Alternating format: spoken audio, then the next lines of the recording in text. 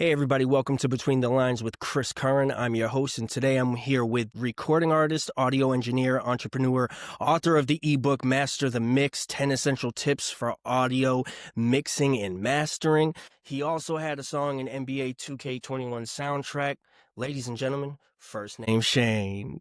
What's up, everybody? What's going on, man? How's everything? Good, man. I was excited to do this because we've known each other for the longest time, but I'm actually a fan of your music. So it was so fun to be able to ask you, for you to say yes, and to have you on, man. How's everything been going? Good. First, thank you for having me. But everything's been going good, Just been out here trying to be as creative and use my artistic ability as much as possible. Yeah. It's unbelievable watching your career over the years and how much it's progressed, but how you've taken those constant steps to that next level, man. I'm always looking forward to your next album drop. Right. So is the latest one you dropped in June? Was the most recent one that you had dropped, right? That's the most recent one. It's called Dope in Real Life. And it's actually like a bunch of songs that I've worked on over the past, I would say, like 2 years, really. I wasn't planning. It just came together as a project. I wasn't planning for that. I was just making a bunch of songs, and I was falling into this loophole of just releasing single songs for a while. And I was like, you know what? I got so many songs just sitting here. I need to put these together on a project, because honestly, the way I grew up consuming music was as like a catalog, like a project, and it just feels like a whole experience. And I kind of want to be able to present that for myself now and moving forward, instead of just. But everybody consumes a lot more faster these days. Yeah. But I'm like, slow it down. Let's enjoy some collections of work, and you know what I mean? Yeah. Do you have a mix? Like you said, you release a lot of singles and stuff like that. But if you make an album or you drop a mixtape, is there like a certain number you kind of aim for that you would feel that you would consume more? Not exactly like a set rule. And if there was a rule, I would go against it. Yeah, because you're changing. You're always changing. Because this had 10 on it, and I was excited for that too, because I'm always grabbing the singles that you drop out too. So when you would release that in June, I was like, yeah. So earlier on, like years ago, I put out, little 3-song projects. I've also done like 17. This one, 10, just felt right, because how it began and ended, I would just listen to it and just felt right to end it where it was. I had more songs that could have made the project, but I was like, you know what, this feels right where it's at, and I just felt like a complete piece of work. So that's what matters the most, man, because you gotta like the product that you're putting out, 100%. How do you manage the recording? This is a question that I just have for me too. Like, how do you manage the recording artist versus sound engineer in audio engineering if you're working with other artists? How do you balance out putting out your own stuff versus helping other people? It kind of just, can I get into it? Because there's a little story behind that. There's a little story behind that. So it all goes back to when I started recording myself. At first I would go to other people's studios and have them record me, and there was a bunch of times where I just wasn't feeling the sound quality that I was receiving back, and it became such a headache going back and forth trying to give instructions. I'm like, hey, like, I'll throw you some more money if you want to just do this over, you know what I mean? And it was just becoming a headache every time.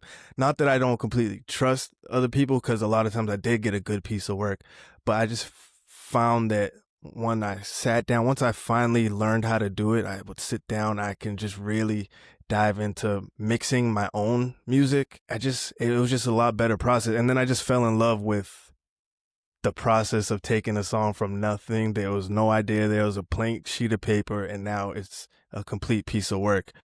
So now I would have, it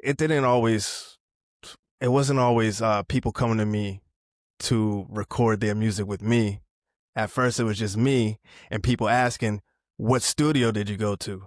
And I'm like, I did this in my mom's basement. You know what I mean? Like years ago, like I Yeah. did this in my mom's basement. I mixed and mastered it myself. And even further back than that, like college is where I really started falling in love with it. But moved to California for a while, and we actually lived at a studio. Like we lived there. It was like an apartment above the studio, and below was a studio. So it was like breakfast, lunch, and dinner. We were in there and just trial and error, just going through the programs and just trying to figure out what works and what doesn't. And this is before really there were a lot of lessons and stuff online where you can learn, and it was just, you just had to figure it out. You had to get books, or you just had to watch people who knew what they were doing and just figure it out. So I fell in love with the process. People started hearing it. They're like, yo, this is dope. One of my friends kept asking me, I want to come to your studio and record. And I kept saying, nah, I don't do that. Yeah. For a while. And then eventually I caved and I got him in there. And then he started telling his friends, they started telling their friends, and then people started coming. And I just started mixing and mastering other people's music. And, you know, when I don't have somebody else in the studio, I just hop in, I pull my mic up right here, and I'm just at home. I do my music at home, and that's the beautiful part about it, because I can really get creative. I don't need to have anybody around. I like to get busy by myself when I'm working on my music, and then when I have other people, obviously it'll be more one-on-one or one-on-two, however many people are working on a song. That's real impactful too, because sometimes it just hits you. And you could try to write that down and capture it, the voice inflections, certain ad libs, certain things in certain areas, and then you bring it a week or a month later into a studio, and you're like, kind of envision this a little bit different. Yeah. But Yeah. you can like, no, this has to happen now, even if I'm just recording a hook, even if it's just a couple bars. Like, it's amazing that you can actually not only you can just capture that perfect moment. Yeah, you can. You can. So like, when did you start writing, and then how did that turn into, I'm gonna make a song? So that really started in high school. And it didn't really start, like, I look back at stuff that I did back then, and it was just cringe like, I just cringe when I listen to the old stuff. But it really started with high school. We would battle rap each other, but not like traditional, like face to face. Just me and a few of my friends were really cool, so we talked trash to each other. We would write down battle raps and just pass them to each other in the hallway and go to our next class. And by the time that class ends, we'll come back, pass them back to each other, the responses, and read them that, oh, this dude really just said that. And then we would do that. And then by lunchtime, we're over there reading through them all, showing everybody. And then that started with like my creative, like I want to write and try to make words rhyme. And then I had my first experience at a recording studio here in Brockton. Shortly, I was still in high school, and it just didn't go well for me personally. I was just in there just trying to figure out, how do you do this? And I was like screaming on the mic, and I didn't really know how to project my voice right. And I wasn't a great writer at first. Over time, it turned into that, but I just wasn't great at first. So I went to college. This is where it really started clicking for me. I went to college. I met a friend of mine. He's a really great producer. At the time, he used to rap. I don't really think he raps like that anymore, but he's really good at making beats. So he had a dorm room like a couple floors beneath me. And I just went to his room through another friend. I just went to his room one day, and we were all hanging out, and I saw he had a studio set up in his dorm room. I was like, what's that? And he's like, oh, I just make music here. I got a microphone, a keyboard, a little MIDI keyboard, and I make beats and I rap. I'm like, yo, can we do that? Like, can you get me in there? He's like, yeah, whenever you want. He became one of my best friends. Hitmania Beats, that's what he goes by. He became one of my best friends. He's really good. That's who I ended up moving out to California with. He's from out there, and he came to Suffolk University to go to college, and that's how I met him. eventually we started making some tunes. We got an apartment together after the dorm situation was done, and we hooked up a studio in there, and it was sweet. We was in there just writing and making songs. We had a few other friends, homie Pablo, a few other guys would come over, and we would all just get really clever and creative, and I was just wanted to be like a lyrical beast. And you got to imagine, this is like 2008, 2009. I wanted to just rap. Yeah. Yeah, and I didn't really have, like, I was a basketball player and a student, and besides that, no real responsibilities. Yeah. I just wanted to rap, you know what I mean? So that's how it started. We started making some okay songs. They were a lot better than me because they were doing it for a while already, and I was like a sponge, just soaking it all up. And then eventually it just started making better songs over time. You know, it doesn't just happen overnight. That is awesome. That is awesome. Yeah. Do you still prefer to do things like solo, like independent artists, label? Are there certain things that you want to do? Is there certain things that you are doing that's like, this is the way I want to do it? Yeah, definitely. So I like my independence. I like my freedom. I don't want it to feel like a job, and when it doesn't feel like a job, I feel like I put more into it because it feels fun.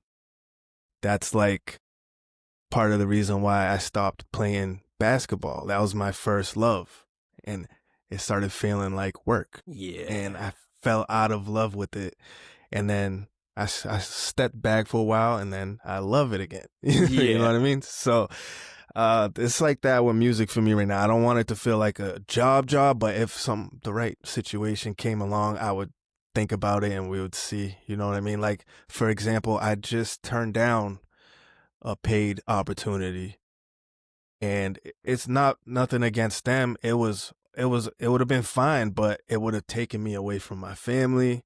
I'm already working a lot right now. Yeah. And it just didn't feel like the right timing for that situation. So I'm just really trying to sit tight and just move slow and see what comes, play it by ear, really. Well, that's the good thing too, when you have that kind of stance in that structure, right? You're a family man. You're used to working from the ground up.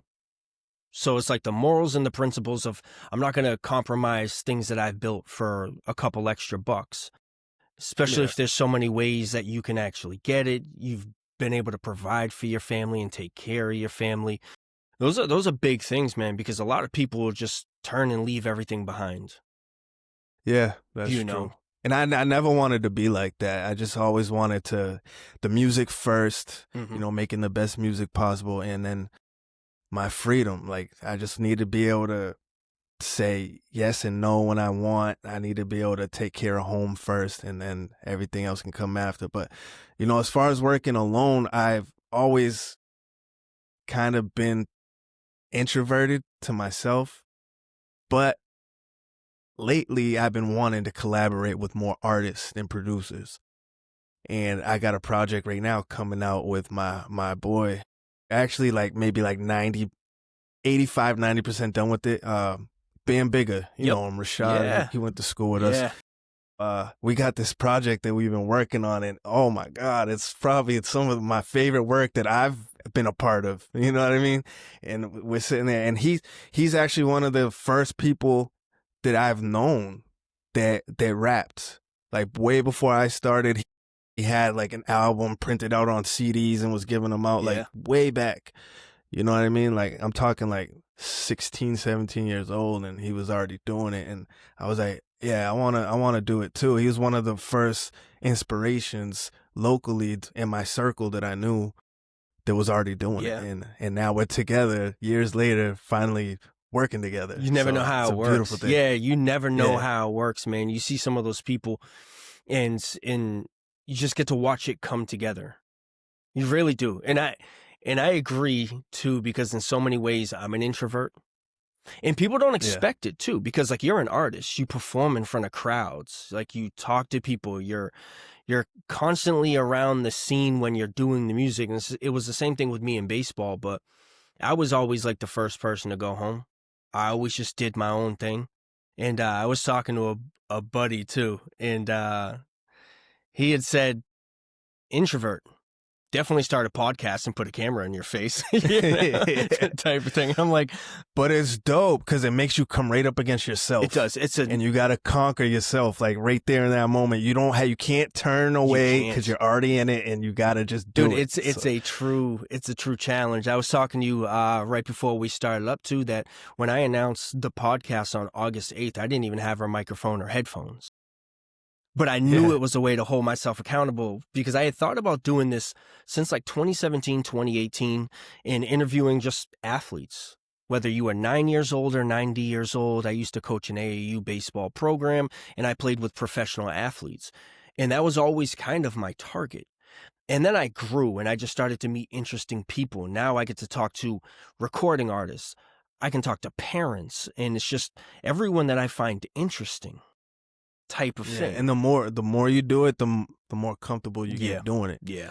I remember my first time performing in front of a big crowd, and my God, was I nervous. I rehearsed so much, and the weeks leading up to that performance, I felt comfortable. I knew every lyric, I knew every song, every gesture, everything I was going to do. And the night of, I'm in the venue, and I'm in the bathroom. I can't remember my lyrics. I'm like, oh my God, I had to put my headphones on and listen to my songs. I'm like, yo, this is crazy. But then you get up on stage and it all comes back. It just came right back to me. Like, oh man, did you bring a bottle of water? Yeah. There you go. Yeah. I've seen a lot of people that they get up on stage, they forget to bring the water, and the stage and the crowd will get you. So then you start to vocalize, like you had said initially before you jumped into the booth. You didn't know the structure of how loud to talk, how close. Like, so I've seen people jump on stage and they're just yelling because they're so excited. And one song in, they're like, they're searching for everything they got. You got no saliva left in your mouth, no breath. You're sweating, and you're hoping not to forget your music, man. But then I still remember that night like it was yesterday. I remember I got done with the performance, had a blast, and the adrenaline was so high that I was like, I want to do that again right now. Like, I want to get back on stage right now and do that again because it just feels so good. Like applauding for you. Like, I had family and friends in the crowd just telling me how good I did, and it's just a great, great feeling. But it's humbling going up there and actually doing it, for the first couple times. But that's also what feels so good about it, man, because it's such a vulnerable thing to do, because you can feel yourself pretty quickly and a couple people around you, and you start to build momentum, and then you start to do it to people who may not know your music. And you're like, they haven't listened to this in their house in a good setting on their drive to work where they can kind of feel it out. Like, this is kind of the moment to grasp their attention. So they got to feel it. Yeah. That's a big thing, man. So yeah, that high coming off that stage has got to be, that's a different feeling, man. Like goosebumps, like literally. You just like, wow, that's crazy. And then we went out. I remember going out after that show, and all my friends were there. I was like, man, I need a drink after that. I need something to settle me down, because I was pumped after that. And I've performed a bunch of times after that. I'm just comfortable up there now. But those first couple times, it's nerve-wracking. Do you have a different approach between performing newer songs or older songs? Do you have a preference? Like, if you say you hit the stage tomorrow night, are you going into the stuff that you know works, stuff that you're comfortable with, stuff people may have heard? Do you balance it out with the new, the old? Do you have a process for that? It's a mixture of both. If I have something that I want that's new, that I want people to be aware of, I'm going to lean more heavily towards that. But I'm going to sprinkle in some of the older stuff, and I always give like a little story about the song, if it's like 3-4 years old or whatever, just so they know, like, a lot, because you'll be in front of a crowd, it's new to them if they'd never heard it before, but it's old to me. So I let them know, like, hey, this is a record I did in 2000, 2021 or 2019 or whatever. I just want y'all to know where my head was at when I made this song real quick, and I just give a little something right before, and then boom, I'll do the song. That's pretty cool though, because they can travel to that time with you too, because they can use that song to kind of reflect against something that you may have just dropped in June of 2025. So immediately by you addressing that, which is very smart, you're immediately bringing them through a 6-year journey in maybe your 15, 20, 30 minutes on stage type of thing. That's pretty cool, man. Yeah. So you had talked about like having the studio in your house. When you sit down to actually write and work on a project, do you have a process to that, or are you just, writing as you go and then sitting down to record a song or two? Yeah, well, that process has changed a few times. I wouldn't say it changed, more like evolved. I used to just sit there in the studio, like I told you, breakfast, lunch, dinner in the studio. I would have a beat on loop, and I would sit there with a pen and pad or my phone or whatever, and I would not stop listening to the beat until I finished writing to that beat, and then move on. Yeah. Well, record it and then move on. So that was cool when I had a lot of time. I don't have as much time anymore. Yeah. So it evolved into me pulling up this mic right here. Well, I use a different mic to do music, but I'll pull up the mic. I'll pull up the software. I'll pull up Logic, put on the beat, and I won't even pull out a piece of paper. Just ideas that come to me, I'll hit record and I'll just do it right there. If I mess up, whatever, I'll edit it later.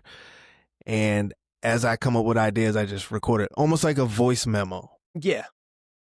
I stopped doing that. Now my time is even more restricted because I have a whole family now and I work a lot. So I'm over here like, okay, when can I write music? And it took a little bit for me to get used to it. My son's 1 now. So I'm a first time dad. So he was getting all my attention. And I'm like, okay, when do I write music? So what I started doing was, as I'm out and about, or just doing anything, if I have a quick idea, I just jot it down. I jot down quick little ideas, and then later on in the week, let's say Monday, Tuesday, Wednesday, I'm just jotting down rhyming words. Mm-hmm. No beat, no direction, I have no idea, but I like the way they rhyme together. Later on in the week, I'll come back in, put on a beat, and it'll take me way less time to complete a song because I have all these notes and I just piece it together like a puzzle. I'll put a concept together for a song, piece all these words together. And it's just, I've probably done the last like 10 songs, maybe, like that. Wow.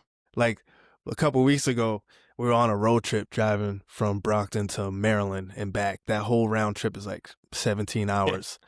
Yeah. And we went and then came back, like, so me and my girl were alternating driving. It's just a lot.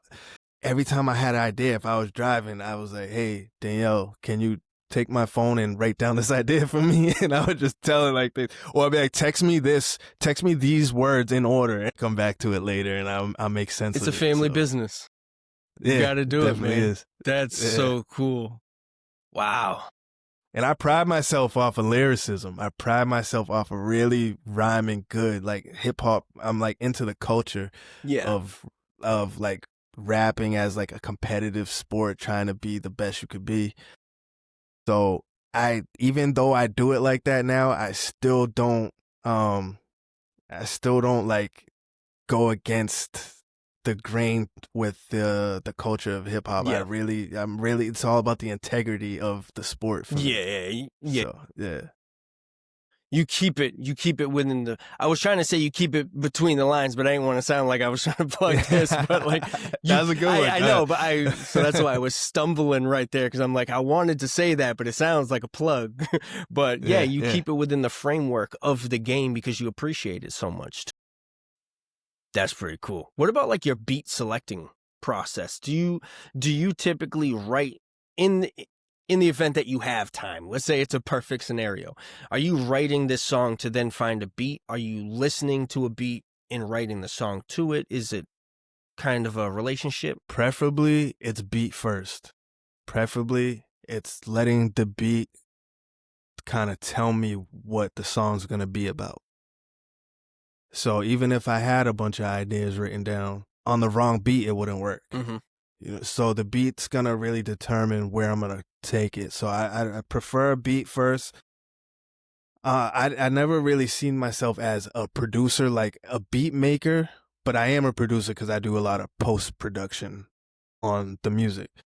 And I can make beats, and I have done a lot of them. Like this Dope in Real Life project, I did all the beats, but I used a lot of samples that I paid for and things of that nature to kind of piece it together because I was looking for a specific sound, and it was hard to explain, but I knew it when I heard it. So that's what I did for this project. But I have producer friends who are really incredible, and I'm just going to be working with them moving forward and just get the beat, let it tell me what to say, and just it's like a higher intelligence that comes and it just gives you the ideas, you know what I mean? So that's so cool. Yeah.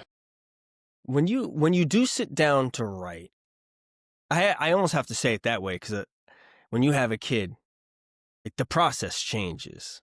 Everything changes. Definitely. How long does it typically take you to like write a song? It varies. It used to take me, I used to be pretty fast. A simpler song, maybe like an hour or less. More complex structure, maybe a couple hours or even a day. Then I slowed it down. This is even before I became a father. I had slowed it down because I wanted to really take care of what I was saying message wise. I used to just slap rhyming words together just because it sounded cool and just rap just for rap's sake, you know what I mean? But now I'm like, all right, what am I saying? What's the message I want to deliver? So I slowed it down, and I could take maybe 2-3 days to write one song, and I don't feel rushed or pressure, and that's the beautiful thing about being independent. Nobody telling me, hey, you have a deadline. Yeah.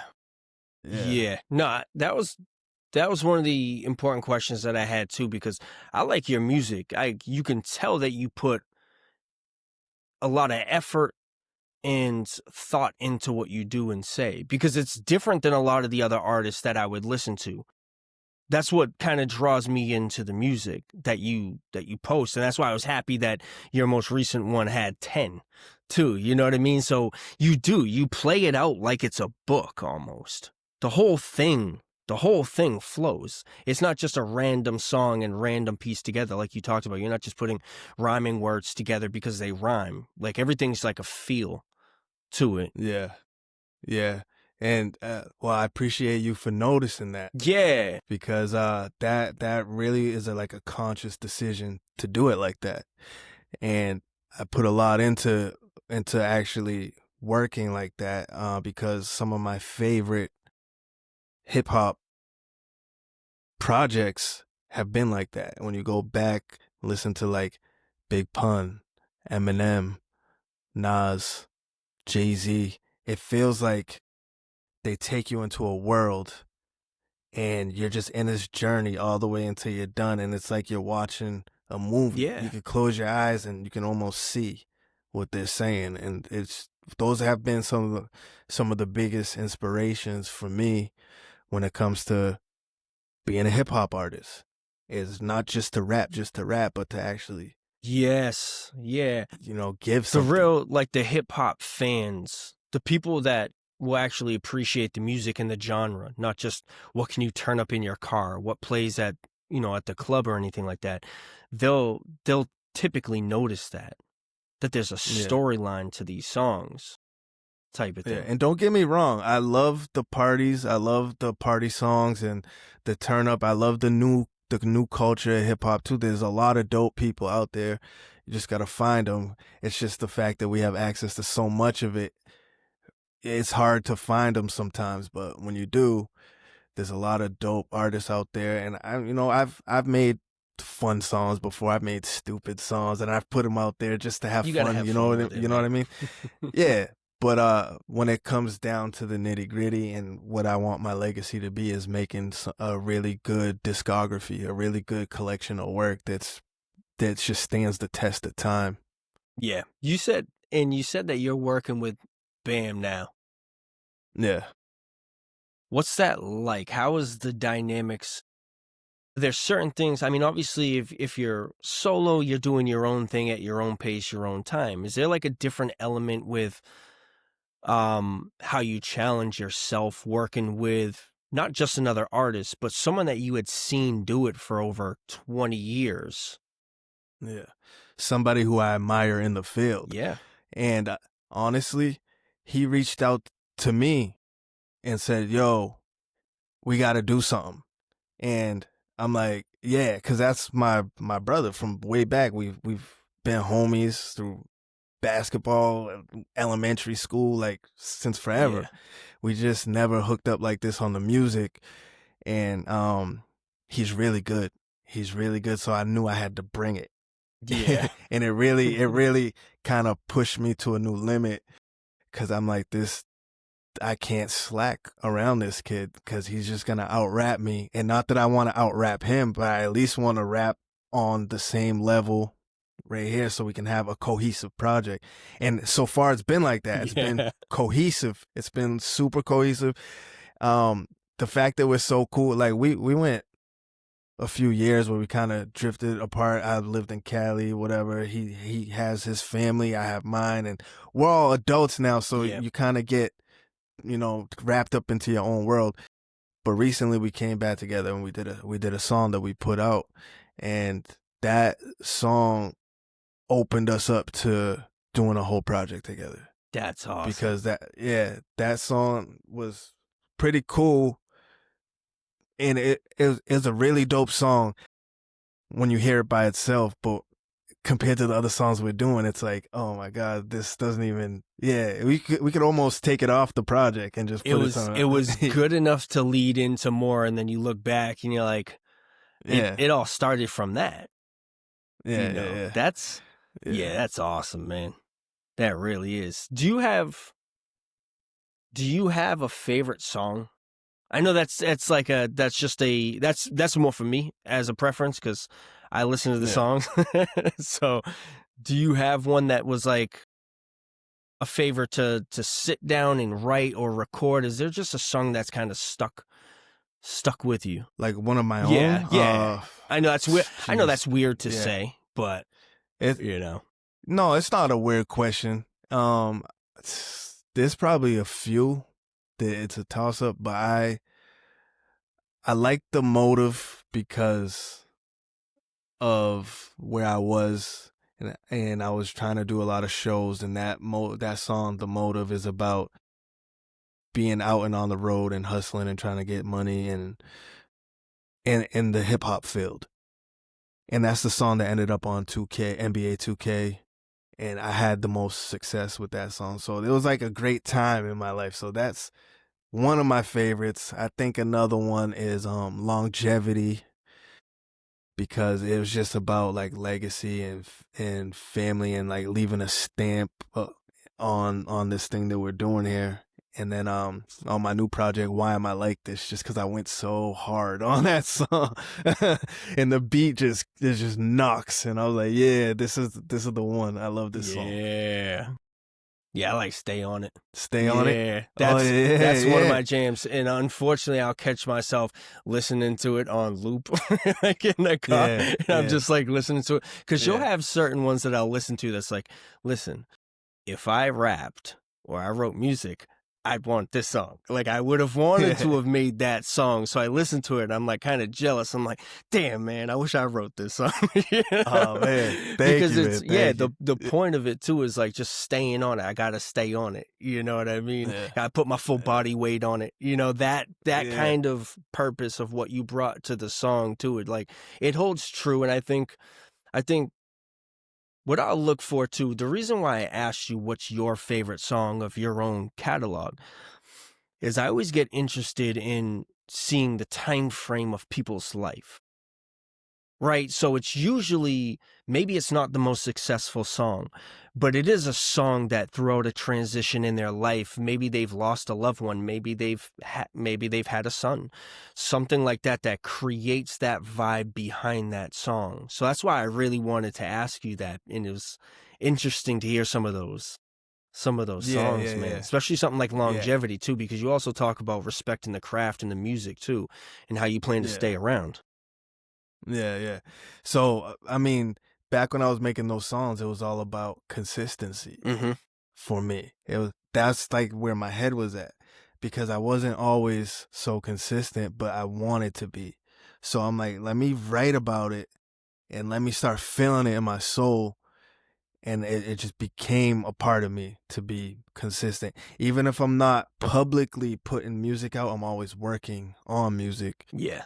because it's a part of me now. So That's good. That is good. Have you or Bam ever talked about like remixing each other's songs too? Like, is there ever a process where he's like, dude, I've wanted to jump on this song, or for you to be like, hey, that song that you made, we got to remix that.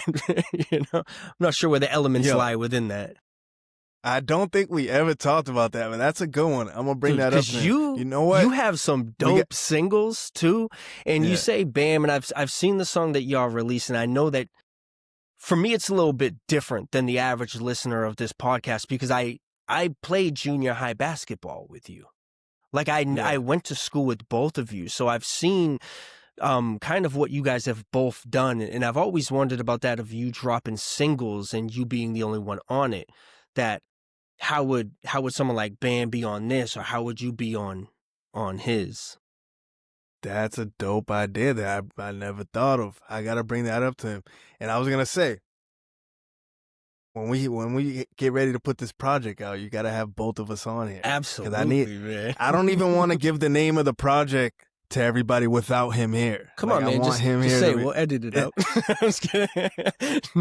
No, I got. I'll text it to you. I'll text it Perfect, to you. man. Dude, that's awesome. Yeah, because I saw that you guys were working together, and I was like, there we go. That's what I'm talking about. That is something good. It's about Yeah, and time. for me, it's more wholesome because I love Brockton. I love everything about it, even though it can be tough at times.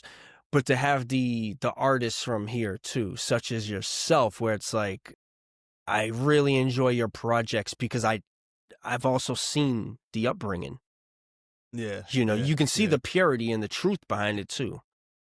That's one of the good parts. So, I mean, I can't wait to show you guys. Dude, I I'm can't wait to excited. show you guys And over. This is one of my favorite ones. And I've actually gone beyond it to, like, I'm always making music, and it's not just for one project or the other. I'm just making music right now and seeing how it fits, in the scope of where I'm at in life and what I want to talk about.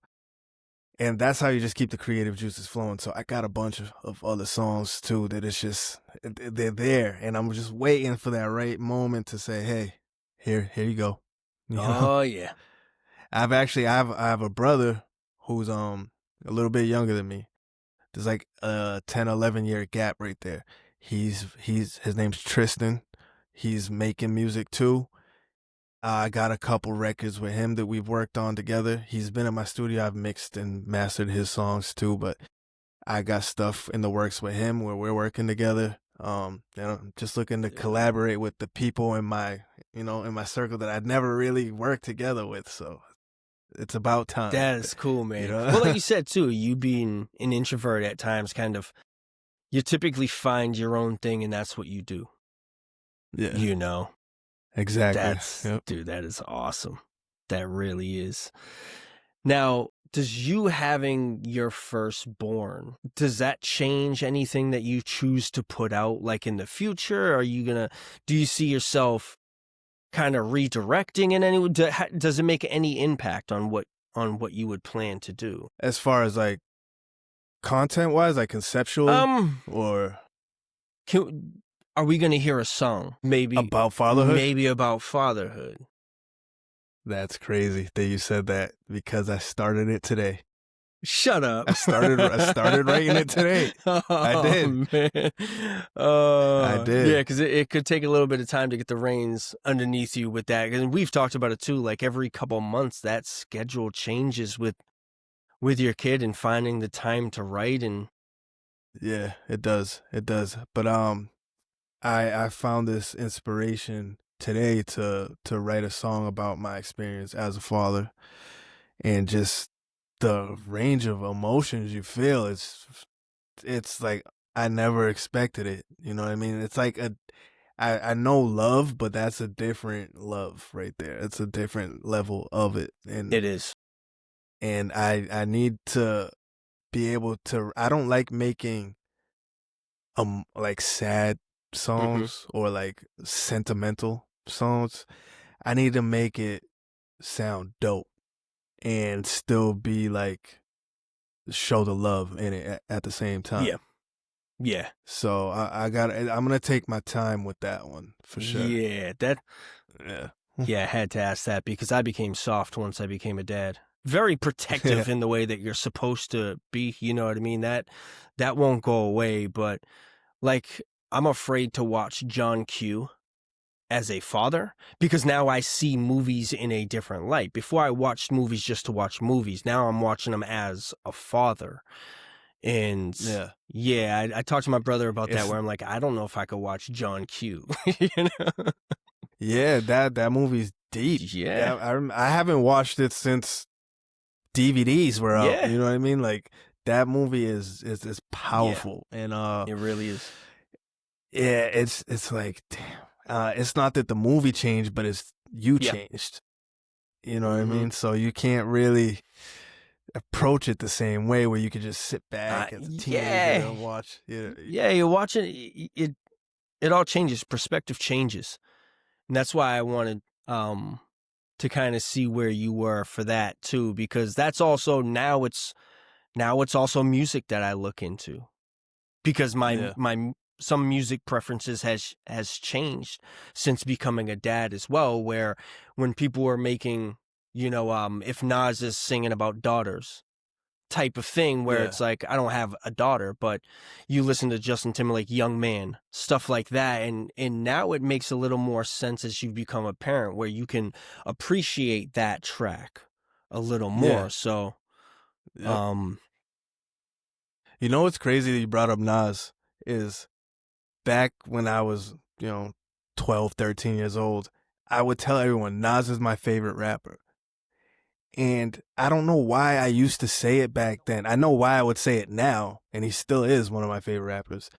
But back then, I didn't understand what he was saying because I wasn't like, he was talking on a level that's up yeah, here, like as far as manhood and like being here and things that he saw. I didn't know what he was talking about, but I just thought it was dope. yeah, I just thought it sounded yeah, cool back then. So I was like, yo, Nas is the best and blah, blah. Now that I'm older, I'm a man now. I've lived a life and had those experiences, and I go back and listen. I'm like, wow, I missed all that.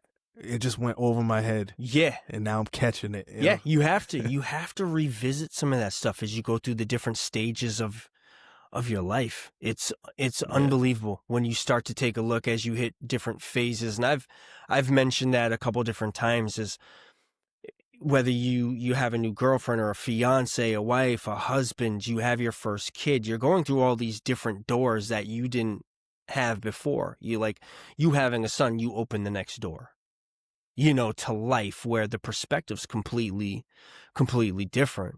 And I've said it 100 times recently. It's like I always thought I was put here to play baseball, but then I realized I was put here to be Cole's dad. So it's weird too as I start to look into the perspective of people who have thought about me, and if they think about me as a baseball player, they might not know me as a dad. And I see myself as a dad now. Like that's yeah, how I yeah, define myself, yeah, you know? yeah. I mean, it's the biggest part of your life. You Yeah. know, that's the thing that you pretty much wake up and don't stop thinking about until you go to sleep. It's the most unselfish thing that you can do is being a good dad. It Yeah. really is. I never said this out loud, but I thought it a bunch of times. It's the most joyful yet terrifying thing I've ever experienced. 100%, man. Yeah. 100%. I don't think I used to have anxiety, Yeah. but Yeah. you know, And now I would sit there looking. I'm trying to watch every move because I don't want him to mess up and hurt himself or like fall or like choke on something. So I'm like, I can't take my eyes off this kid. But I'm like, am I being like too much? But at the same time, not enough because it's like, all right, I want to give him his space as far as like let him play and explore and learn. That's where you develop. And he's a boy. Mm-hmm. We're gonna get Yeah. hurt. We're going to get hurt. So Yeah. that's what we do. Yeah. That's big part of it. Dude, you get your scars. You'll never develop. You'll never look back and say I worry too much or spend too much time. You never will, man. I get lost in my son's worlds and I love it, man. It's the best thing in the world. All that time that you spend developing and working with, it is so worth it. It really is, man. Yeah. It's the best feeling in the world. Yeah. And I try as much as I can to be present. Gotta work a lot, obviously, but every time it's work, family, sleep, music, try to eat a couple times in between. On the go. A lot of times I eat standing up while I'm sleeping. Yeah. To work at the same just time. Put an IV in. Yeah. Just put an IV and go to sleep.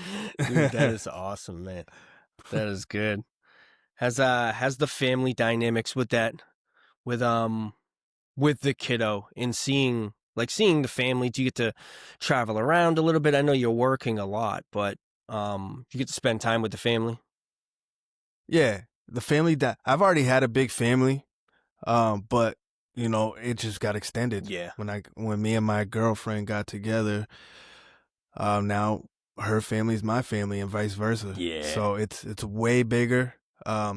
She has 2 of her own, and we all live together. So Best way to do it. We're all jam packed in this house right now. Man.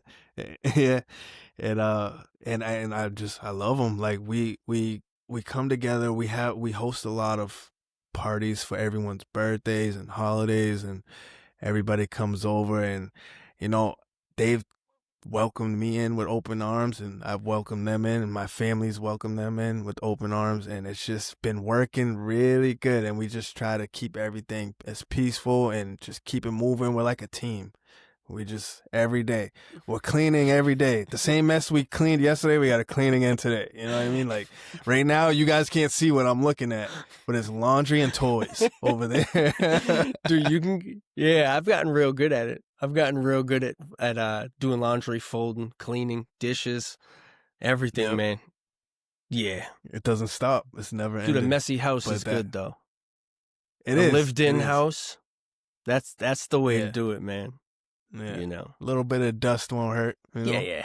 No, I actually saw something the other day that's like, if you invite someone into your house and they're thinking about the dust, they're missing out on the fact that you invited them to your house. Like the small things. Like if I go to someone's house and it's a little bit of a mess and they got kids, I'm like, well, good. That's the point of it, man. If you have kids and your house is clean, I'm kind of worried, man. If you got no dishes in the sink, did anybody eat today? Yeah, I'm scared to look at the fridge. You got anything in there? No, it's true, man. That's the best way to live. Yeah. It really is. That's why we don't complain, man. We just get up and do it, and it's just part of our life now. We just take care of little humans, and that's what it is. Yeah. And we love it. That is so cool, man. And you're in that great phase too, where so much is happening so quick. It could just turn up at any point in time. Yeah. He's walking. Yeah. And it's developing so fast. Like, I swear, as soon as he hit 1, he just started learning everything. And it was like, he's dancing, blowing kisses, like mimicking you. Like, I'm like, you wasn't doing that last week. What are you doing? What's happening? I know. You wait so long for some of these milestones to happen, and then they start happening, and you're like, oh, I need to catch up. I wasn't ready for all of this. Exactly. Yeah. And it just moves. And they warned me. Just like they tell you, after you graduate high school, time flies by. And you're like, yeah, whatever. When you graduate high school, time flew by, right? And now they're telling you, oh, wait, watch how fast your kids grow up. and it's happening right before my eyes. Dude, you know? I look at it too. I'm glad you said that because it's another measure of time for me. Because before, yeah, it's high school and all that. And then you get to a certain point where you stop keeping track of your age. You're just like, whatever. And then, you know, you get the email about your 20-year high school reunion coming up type of thing. And you're like, oh, thanks for the reminder on that one. You know? But then you're watching your kid grow and you're like, oh, another birthday. Every time my birthday comes around, I have to ask, how old am I turning? Because I don't think about it. I forget. I got to ask my mom, how old am I turning? And I got to do math. Like, I was born, okay, right now. And, all right. Yeah. I asked Kayla, I'm like, how old am I? She's like, you're 37. I'm always rounding up. I'm like, I just tell everyone I'm 38. It buys me time. I'm like, yeah, I'm like 30. I'm like 40. I don't know. I round down by like 10 years. You're like, I feel it. I kind of feel it. So do you have a target date or anything about that project you were working on with BAM? We did. And we were going to try to put something out for the summer, but we kept adding to it. We kept adding more songs, and we're just right now filling in. Like, there's a project there. Mm-hmm.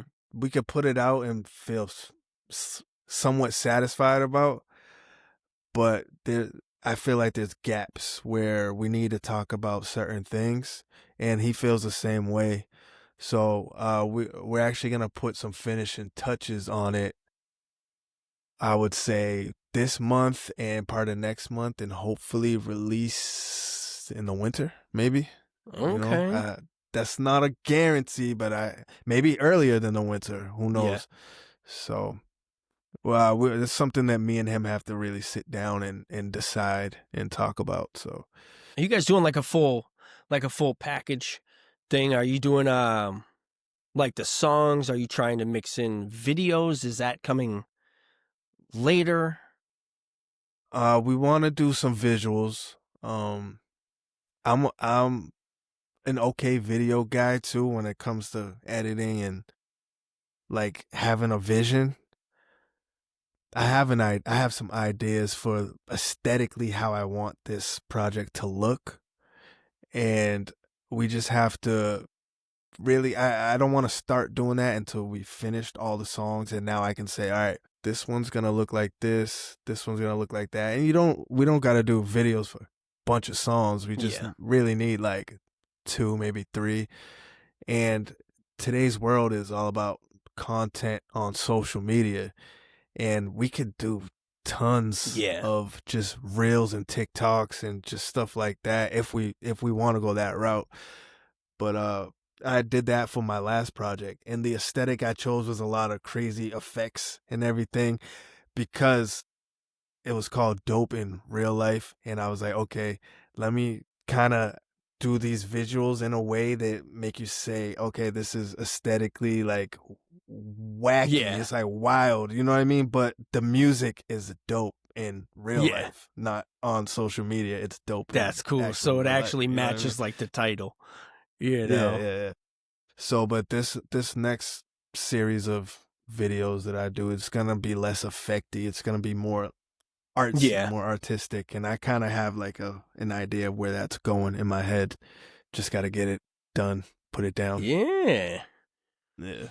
So with you dropping this in June, right? Your last album, do you try to promote that for so long before you start your next thing? Like, is there a process to that, or do you just feel for the moment? I just feel for the moment. I stopped promoting it not that long ago. But I feel like if I feel like it, I just continue promoting it tomorrow if I wanted to. Yeah. You know, it's there forever. And I could always like I was just on Instagram, and I follow Busta Rhymes, and he posted some of his old music just today. And I'm like, so I'm like, you never have to stop. Ever, but you could take little breaks and pauses in between. Yeah, that's a good thing when you make good music. It's not going to age. LL Cool J still making music. Yeah, you know, some of these guys are still making music, and it's crazy to think that you can drop a song in June of 2025 and in 20 years could still be performing that song and everyone loves it. Yeah, and in 20 years, like I said before, it could be new to somebody else. You're never gonna reach everybody in this Yeah. world. There's always gonna be new ears to touch with your music. So I'm kind of cheating my new listeners if I don't continue to promote it. Yeah. You know what I mean? Because they come along, they see all the new stuff, and they might have missed the old stuff because I chose not to, put it out there and post about Yeah. it. So you can always do that, and you're always gonna have somebody new to talk to, basically. Yeah. Oh man. That's good. That is good. Let me ask you this too. What's one message that, because I was just thinking about this too, about legacy, like your song, and you talking about having this music forever. Like, what's one thing you would want to get across to your son if he were to watch this in 20 years? There's a few things actually, things that I've been actually teaching myself as of recent. One of which is live in the moment. Don't worry about the past. Don't think about the future. Things are gonna happen. The future really never happens. It's always now, now, now, now. So just live in the moment. Two, I would say, once you figure out what you love to do, just be consistent and put in the work, and you're gonna be your best self if you actually put in the effort to do so. I don't care what it is. You could be a painter, you could be a mathematician, a lawyer. I don't care. Like, just figure out what you love to do and just go all in and be consistent. There's gonna be a lot of downtime where it doesn't feel like things are moving. You're gonna kind of get discouraged. Happens to everybody, but the ones who succeed stick with it and keep going and never stop. All these success stories that we hear, people think it's overnight. It's not. There's a lot of sweat, a lot of tears, a lot of blood behind the scenes. And that's where you see somebody come out and win. Yeah. And it's great to watch people go through those journeys too, because you root for them. Yeah. And I think that's absolutely. underrated too, is that going through that process and going through those struggles, it's all part of it, man. And the people who are watching from the side that you might not hear from all the time are the people that are rooting for you, that are watching you go through all these moments, man. So you never know. And that's why, maybe 20 years later, you're working with someone that you've looked up to, because it's like you said, it's the consistency. You're watching them print, and that's a big deal for us, that a lot of people that are newer might not know. Getting your album printed on a CD. Guys, a CD is a compact disc. like some people don't understand that's, you're looking at someone that did that and you're like, yo, he made it. Like, he did it. I'm writing stuff on paper. This dude's got an entire CD with something printed on it. Like, I don't think people understand that in 2000, 4, 5, 6, 7, that's big, man. That's a big deal. Yeah. Speaking of that, so I remember, you remember the iPods, not the iPod Touch, but that it was like the box. It was like the iPod. You just threw a bunch of music on it, and you had a little scroll wheel on it, and hold on, was that the shuffle? It was before the shuffle. Okay. It was like a fatter box. It was like that big. It was like fat, and it was like heavy, something that you just put in your pocket. But it was iPod. It was one of the first ones. I remember that's one of the things that really, like, my mind just went crazy when I got my homie put like 20,000 songs on it. Discographies of every dope rap artist and like ever. And he just hooked me up with all this music, and I would commute to school, and I would sit there with my headphones on the commuter rail and go through these amazing hip hop albums, and it just lit the fuse. And I sucked at rapping, but I wanted to do it so bad because of these other guys that did it before me. You know what I mean? So, I mean, I wouldn't say I sucked, but I wasn't where I am now. Let's say Yeah. that. That's So funny, man. Yeah, because it's I couldn't great. imagine you not being good at rap because I've just ever since I've listened to you, you've always put out good stuff, you know. Yeah, But thanks, man. it's more Well, polished now, you could say, you know, especially as you yeah, and go I'm as I'm you grow. yeah, I'm my worst critic. When I Yeah. listen to my old stuff, I cringe. And I'll probably cringe 20 years from now when I listen to the stuff I make today. So, Uh you know what I mean? Like but that's just me, being a perfectionist, so to say. Like, another thing I wanted to say when going back to where we was talking about the consistency, another point I want to make is I stuck with it. I stuck with it and I became good over time. It wasn't like, oh, I woke up on a Saturday and it all clicked. It didn't. It was just slowly I got better at writing lyrics, then I got better at projecting my voice, then I got better at making a concept song, but maybe the lyrics weren't as great, but the concept was there. Then I got better at putting the lyrics with that concept, and then it just started coming together slowly over time. That's just like with anything, like basketball.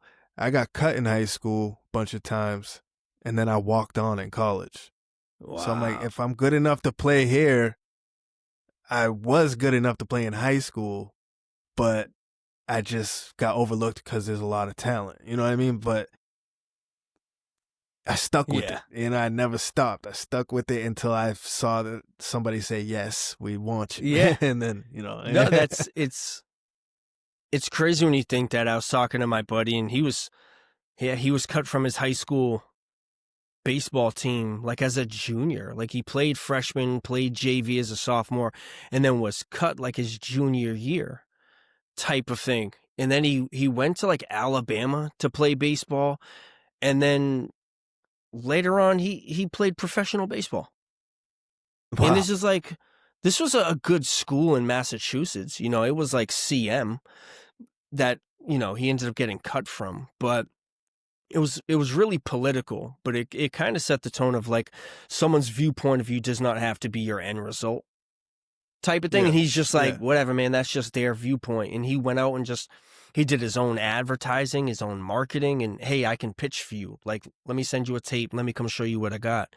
And all of his, you know, and then he's pitching professionally for a couple years type of Yeah. thing. And it's just, you never know. See, he kept going. He kept trying. And that's the thing. Like, the moment you stop is when you fail. Yeah. You never really fail until you stop. Did you have any of those like really trying moments? Was there like a year or a phase that kind of hit you and kind of put you like to a halt, or did you just always kind of push through? No, I mean, I'm only human. Like, I've had those moments. I've actually gone through like some depression in my life, and didn't really want to do anything. And it's one of those things where you can't really put your finger on what's wrong. You just, it just leaves you for a little while, and you're just like, ah, Mm-hmm. man. You feel like the world's passing you by. I remember when I had surgery. I had an accident and I had surgery on my I'm a lefty, on my left hand, and I couldn't do anything for like 6 months to a year. Wow. And it just got really down, and I was still in my athletic phase too while making music, but I just stopped all of it cuz I just couldn't muster up the love for anything. You know what I mean? Oh, Like, so I was down for a little while, but one day I just pulled myself up and just did the little thing that I could do, which was go to the gym. You know what I mean? Like, go work out, go put on a beat and write down 5 words. I don't care what it is. It's like baby yeah. steps. And I got myself out of it slowly, but I definitely I had a couple moments like that where it's just like you're hitting a wall and you don't know how to break through. Yeah. And then you almost want to fall over and give up, but then you have people around you who kind of help you and encourage you and just don't let you Yeah. quit and I fail. think a You know lot what of I mean? people overlook that too. the small depressing times that people go through. A lot of people think it's like this big significant thing, and then it's just labeled as like, oh, he's depressed or he's going through a depressing time. But it can creep up on you in those moments and then manifest into something bigger if you can't capture that moment and kind of work your way out of it. That's how it happens Yeah. for everyone. It's a slow climb, but some people can stop it in its tracks or not let it get too long. I had that problem when I retired from baseball. Yeah. So, and it was something I never really talked about too much. Kayla was someone who knew about it because we were living with each other. And, this was in, say, 2000, 2013, 2014. So I had always identified as a baseball player. So what do you do when you retire and take it away from yourself type of thing? And I didn't know what to do. I was like, well, who am I? Like, I play baseball. I'm going to go to a job? And then Yeah. it took a little bit of time. I couldn't watch baseball for a year or two. A lot of my friends were playing on the screen, making millions of dollars. And, at that time, I had just started being a temp in a warehouse, making like $11 an hour. And 3 months before that, I was signing autographs. I was flying Yeah. around, and I really lost my identity. And Yeah. Kayla helped me through it. She really helped me power through it. It took some time, I'm not going to lie, but I realized that once I got into the workplace that, okay, it's not just baseball. I just want to be competitive at whatever I do. And I transitioned that into whatever I was doing. Yeah. Yeah. You had to find that pocket to get back into where you're like motivated again. Yeah. And that, honestly, that had to be, absolutely tough. That's a battle right Yeah. there. Because once you have an identity and then you got to put a stop on it, now you're like, I'm at 0 and I got to get back up to 100 somehow. Yeah, man. Yeah, Luckily, and you just don't know where to start. Luckily, I was enough of an introvert because there's also like the perception of it too. So everyone had seen me as the baseball player. I was the professional baseball player. I've had success. I've been nothing but successful in baseball. And in Brockton, I was not famous, but you start to tie all that in if you start drinking your own Kool-Aid. Now, I didn't too much, but it definitely feels a certain way when you leave and you come home and you don't have that tag on and I didn't expect anyone else to know who I was because I didn't know who I was. And it was dark. It was dark for a little bit, man. I had to fight through it. Man, I got to tell you, I remember you being, if not the best, one of the best all-around athletes growing up. And I'm talking at like 11 years old. In football, baseball, basketball, anything we played, I was like, one of my motivations is to beat this guy in a race, in a foot race, and just couldn't do it. You know what I mean? Man. I remember going to, first time I ever saw you play baseball it was in middle school, and you just hit a home run down center field. And I'm like, I don't even think I could reach over the fence from home plate. Yeah. You know what I mean? And you just bink like it was nothing, and you just ran the bases waving. Yeah. Thanks, guys. Well, baseball was my thing, man. I loved baseball and football. Yeah. I loved basketball. I just wasn't. I was kind of like the Happy Gilmore. Like trying to play hockey, and it's like, you're not a hockey player. Like I was great I could rebound and I could run fast and I tried hard. But like if it came to basketball, I was like, let me give it to you because you can shoot the ball because I can't. Yeah. Type of thing, man. But yeah, when you define yourself, and I think it's something that a lot of guys won't talk about. Right, they won't really get into their feelings or talk about the tough times, and sometimes it's tough to build that community of people who can kind of pick you up in those moments too. You know, definitely, so definitely community. Yeah, big on community. you have to have it, man. And if you don't have it, you got to build it. You know, you got to start one brick at a time too. It really is, man. Because yeah, seriously, and that's what I want the kids to have. A strong foundational community around them to where when they get older and they have some troubling times, they don't have to go looking for it. Yeah. they can build their own if they want, Yeah. build friends and people around the community. But to have it at home is Yeah. everything. And one Everything. thing I've seen too with that is you're probably gonna get in trouble.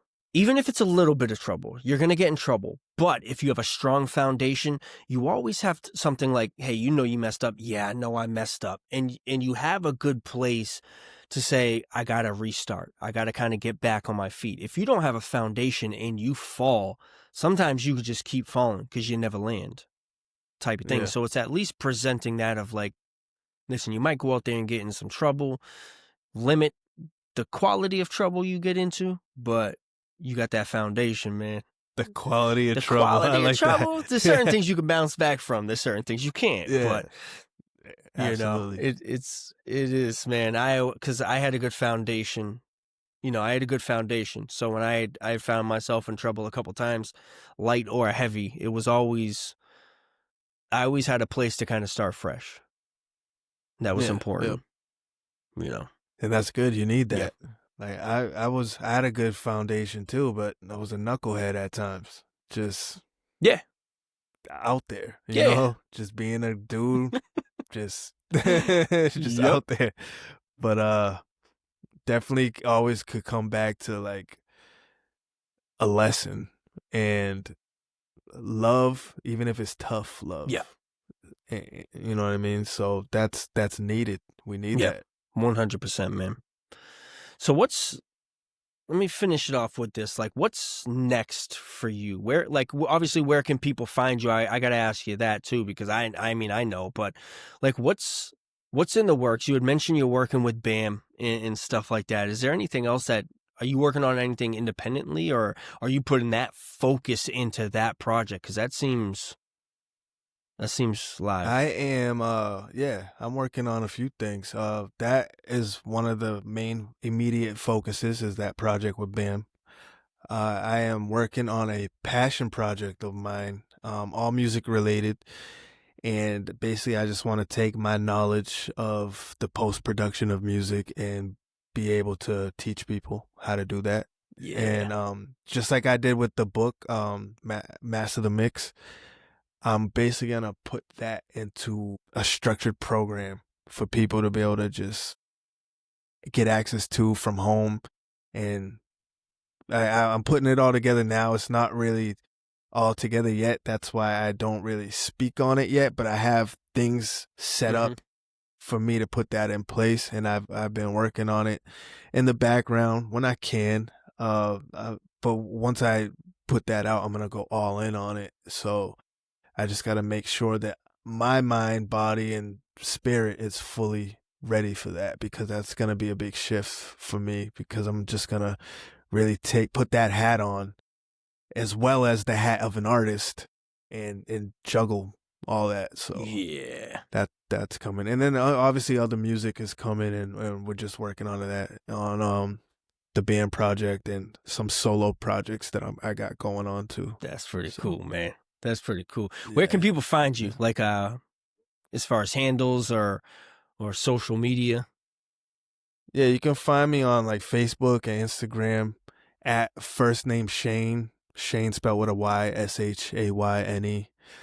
You can find me on TikTok at first name Shayne, on YouTube, first name Shayne, and those are the main channels that I really use to put the content out there and talk to my people. Yeah. Yeah, I'm going to be posting it too, so people will be able to see it. And nice. Yeah, nice. I'm excited, man. I'm excited to see some of that stuff. And yeah, you'll definitely have to give me a heads up of when you and Bam are going to be putting that out, because I got to get both of y'all on here. Yeah, for sure. Dude, that'll be so cool. Yeah, I told him I was coming on, and he was like, "Word, man, yeah, that's dope." And I was like, "Yo, I'm shouting you out, right?" He was like, "Yeah." Oh man. But no, he obviously we all know each other. Yeah. And, when you told me about this podcast, I got real excited. I'm like, yes, this is exactly what we need right now. Yeah. One of us coming out and just putting something together to help everybody tell their stories. Like, this is This is It's the perfect. best thing too, man. I absolutely love Yeah. it, especially as someone that's an introvert. The best thing is I can talk to my friends and I can find out about them in this time. But it's also like you're also so interesting and have the background for it too that it just works out. You know, No, I it's just appreciate it. Yeah. amazing, man. What you've been doing is it's unbelievable, and I hope for your continued success, man. And I'm always looking forward to the next project. That's how I know. That's how I know it's real because I'm always looking for the next thing that you're doing while enjoying what Thank you're you. currently doing. Thank you. You know what I mean? Like I said, I'm still listening. I'm still listening to some of your older stuff because I appreciate that too. You gotta stay on it. Yo, gotta stay on it, dude. Yo, love it, man. Yo, and it's you. It's people like you. Why I do it. It's not for me anymore. Mm-hmm. Like I want to give it to people who appreciate it and enjoy it. So I really thank you for that. Honestly. Last question. This is just more for me. Now, what makes you decide what you're putting on iTunes, what you're, does everything that you put just up and get loaded, or are there certain songs that don't make it to certain platforms? If I put a song out on one platform, it's gonna go on all of them. Okay. Basically, I'm doing an official release if I put it out there. Like I used to tease songs that weren't out yet. I stopped doing that. I don't do that anymore. If I post something on like Instagram or something, it's because it's already out on every platform: YouTube, Spotify, Apple, everything. Okay. So it's yeah. I don't cut anybody out. Yeah, I yeah. put it on everything. Okay. So. No, it's good to know. Yeah. If you want, I'll put it on a CD. If you got a CD Dude, player still. yeah, I know, man. Yeah, that'd be dope. Hey, Yeah. no, man, thank you for your time. I appreciate you, man. And I gotta have you on again. Even if it's Yeah, with definitely. BAM or just on for yourself, because I'm gonna keep following what you're doing. And yeah, I'm probably gonna be asking you to come on before you release your next big thing. Nice, man. I appreciate it. Thank you for having me for sure. And anytime, I'll be back whenever you want. Just let me know. Just give me the heads up and I'll be Yeah, there. dude, sounds good. Try to get your sleep when you can, man. Enjoy the family time. You as well, sir. Take care, Thank man. you, man. I appreciate All you. right, take care. All right, peace.